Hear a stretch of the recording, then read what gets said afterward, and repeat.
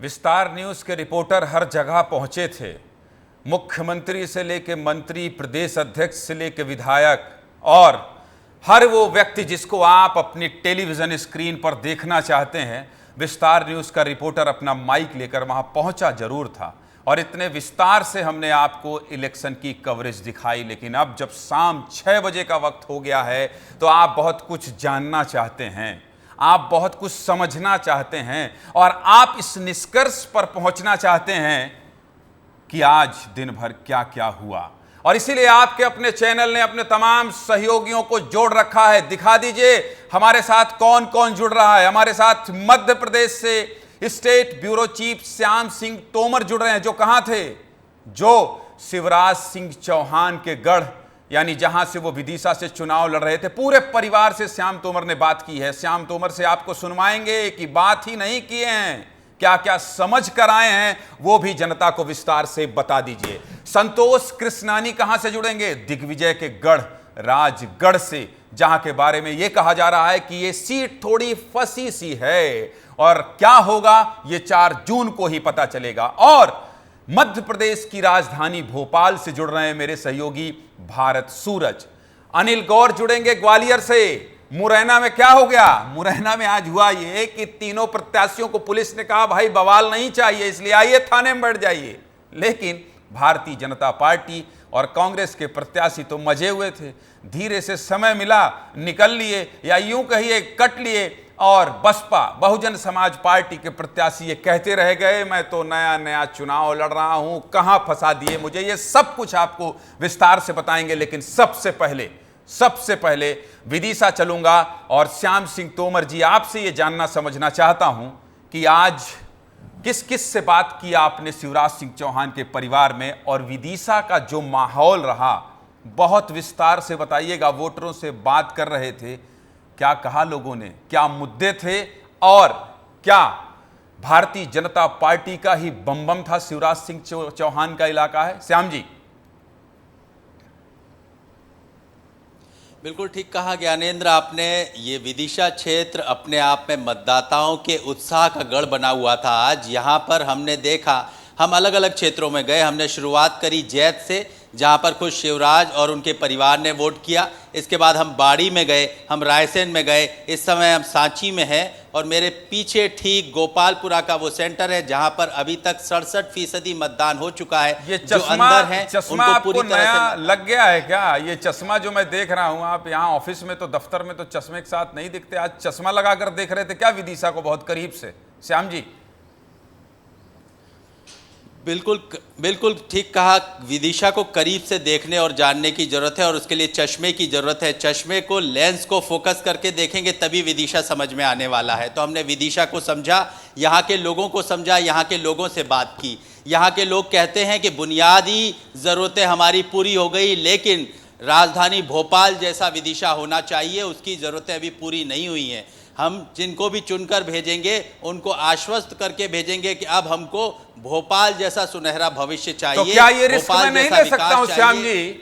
श्याम जी, हालांकि ऐसे बहुत कम आकलन होते हैं, क्या ये रिस्क मैं नहीं लूं कि कह दूं कि विदिशा से तो शिवराज सिंह चौहान ही जीतेंगे? मैं ग्रामर तोड़ने की बात करता हूं, ऐसा कहा नहीं जाता है। कह दूं कि बचूं, अभी रुक जाऊं 4 जून तक? ज्ञानेंद्र, आप जो एनालिसिस करते हैं बहुत बखूबी करते हैं और आपका एनालिसिस कैसे जो है जाया हो सकता है? आपने जो कहा बम है विदिशा, बिल्कुल समझ गया इशारा, यही आपसे सुनना चाह रहा था, समझ गया इशारा। चलिए, अब क्या राजगढ़ भी बम है?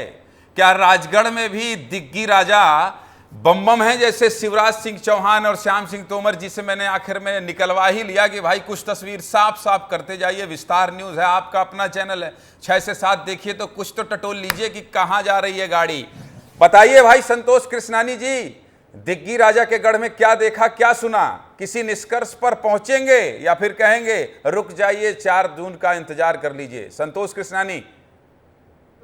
72% से भी अधिक मतदाताओं ने मत का उपयोग किया है और ये सब जागरूक मतदाता हैं, चाहे वो कोई सी भी पार्टी को, सभी जागरूक मतदाता हैं। हम इनसे एक बार आग्रह करेंगे, सभी जिन्होंने मतदान किया है वो जरूर अपनी फिंगर दिखाएं, क्योंकि मतदाता जागरूक होता है तभी हमारा देश मजबूत होता है। और ये मिसाल सिर्फ और सिर्फ अभी तक की बात करें तो सबसे ज्यादा मतदान का जो प्रतिशत हुआ है वो राजगढ़ जिले से निकल कर आया है। जल्दी से बात कर लीजिए, जल्दी से बात कर लीजिए, आपके पास केवल 1 मिनट है, जल्दी जल्दी बात कर लीजिए कि क्या मूड रहा राजगढ़ का, कौन जीतेगा और कौन सांसद बनेगा राजगढ़ से। 1 मिनट में जल्दी जल्दी बात कर लीजिए। बिल्कुल ज्ञानेंद्र जी, बताना क्या, यहाँ पर जो कांटे की टक्कर है, एक तरफ कांग्रेस के दिग्विजय सिंह है तो दूसरी तरफ रोडूमल नागर जी है। बात कीजिए, जनता से बात कीजिए, जनता से बात कीजिए। संतोष कृष्णानी, जनता से बात कीजिए। जनता से बात करते क्या कहेंगे आज? अभी राष्ट्रीय हित में मतदान हुआ है, यहाँ पर 72% से ज्यादा मतदान हो चुका है। किसकी उम्मीद जताई जा रही है? रोडमल जी नागर जीतेंगे। आप कह रहे हैं कांटे की टक्कर है, मुझे नहीं लगता कि कांटे की टक्कर है। रोडमल नागर साहब निश्चित जीतेंगे। यहाँ से भारतीय जनता पार्टी जीतेगी, भारतीय जनता पार्टी जीतेगी। राजगढ़ जिले में सबसे ज़्यादा विकास हुए हैं, इसलिए भारतीय जनता पार्टी को ही वोट मिलेंगे राजगढ़ जिले से। तो राम भक्त लग रहे हैं मोदी। बिल्कुल राम भक्त हैं और निश्चित ही राजगढ़ लोकसभा बहुत ही अच्छे मतों से और माननीय रोडमल जी नागर चुनाव जीतेंगे। जब मुख्यमंत्री हुआ करते थे 1993 से 2003 तक, तब भी इस राजगढ़ जिले ने उनको लीड नहीं दी थी, ये ऑन द रिकॉर्ड है। जब भी लीड नहीं मिलती थी, खाली राघोगढ़ और चांचौड़ा में बेईमानी करके उस समय जीत जाते थे। उसके बाद कभी इस राजगढ़ जिले ने तो कभी लीड दी नहीं। इंदिरा जी की बेईमानी करते थे तो फिर आखिर मुख्यमंत्री का पद उनको कैसे मिला, इस पर भी उन्होंने सवाल खड़े कर दिए। संतोष भाई, मैं समझ गया, आपने कह दिया बस मैंने बातचीत कर ली है। ग्वालियर चलूं या भोपाल चलूं, थोड़ा कंफ्यूजन है। लेकिन अभी जब मैं बैठा था बुलेटिन से पहले तो मेरे एडिटर इन चीफ ब्रजेश जी से बात हो रही थी, वो एक खबर सुना रहे थे व्हाट्सएप में, कह रहे थे आज मुरैना में चोट हो गई इसलिए पहले ग्वालियर जाऊंगा। अनिल गौर मेरे साथ जुड़े हैं, बताइए किसको पुलिस ने कहां बैठा लिया था और बसपा यानी बहुजन समाज पार्टी के जो प्रत्याशी हैं वो क्यों रिएक्शन दे रहे हैं और कह रहे हैं, बताइए हमारे साथ क्या खेल हो गया। अनिल गौर, क्या कहानी है, क्या सच्चाई है इसके पीछे और क्या हिंसा को देखते हुए इनको सबको थाने में बैठा लिया गया था और इसकी शुरुआत इसलिए की गई थी कि कहीं हिंसा ना हो और चुनाव कैसा निपटा उस इलाके का। अनिल गौर, शुरू कर दीजिए।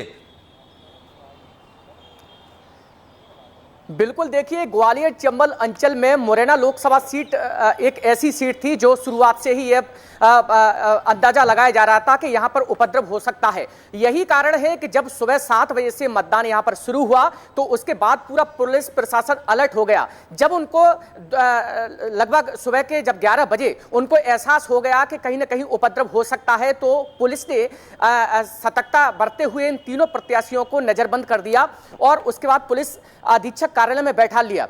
इसका सबसे बड़ा कारण यही रहा क्योंकि जिस तरीके से कहा जाता है कि ग्वालियर चंबल अंचल की मुरैना लोकसभा ठीक है, मेरे साथ गेस्ट भी जुड़े हैं, मैं उनके पास जाऊंगा, लेकिन पहले भोपाल चलता हूं। मध्य प्रदेश की राजधानी, बड़े वीआईपी चेहरे थे, सब लोगों ने जिन की आप बात कर रहे हैं फील्ड से, उन्होंने मतदान तो भोपाल में ही किया है। भारत सूरज, अगर सुबह आप फील्ड में गए थे, क्या देखा, क्या समझा? और सियासी बातचीत बहुत ठीक ठाक करते हैं आप, बहुत बढ़िया करते हैं, लोग आपको सुनना चाहते हैं। लोकसभा चुनाव 2024 के मद्देनजर मध्य प्रदेश की राजधानी भोपाल में रहकर आज क्या महसूस किया, 1 मिनट में जल्दी से बता दीजिए। भारत सूरज।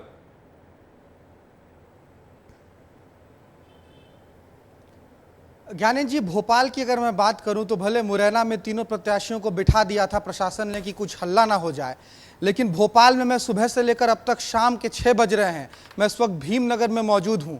ये बूथ क्रमांक 145 है, लेकिन मुझे कहीं पर भी कांग्रेस बैठा हुआ दिखाई नहीं दिया। आप समझिए कि हर एक जगह पर अगर मुझे झंडे दिख रहे थे, जो लोग वहां पर कार्यकर्ता दिख रहे थे तो बीजेपी के दिख रहे थे, तो ऐसा लगा कि कांग्रेस बैठ चुकी है पहले ही भोपाल में। वोटर टर्नआउट की बात करें तो सुबह लग रहा था कि 50% के पार पहुंचेगा नहीं, लेकिन शाम होते होते 60% के पार जो है वोटर टर्नआउट पहुंच गया है और लोग बहुत खुले तौर पर जो है इस बार यहां पर ये कहते हुए दिखाई दिए कि मेरा वोट राष्ट्रहित में है, मेरा वोट देश के लिए है, भारत के लिए है, मेरा वोट मोदी के लिए है। तो ये पहली बार मुझे थोड़ा सब कुछ बता दे रहे हो आप साफ साफ, लेकिन ठीक है, जो दिखेगा वही तो बताएंगे और विस्तार से बताएंगे, डंके की चोट से बताएंगे।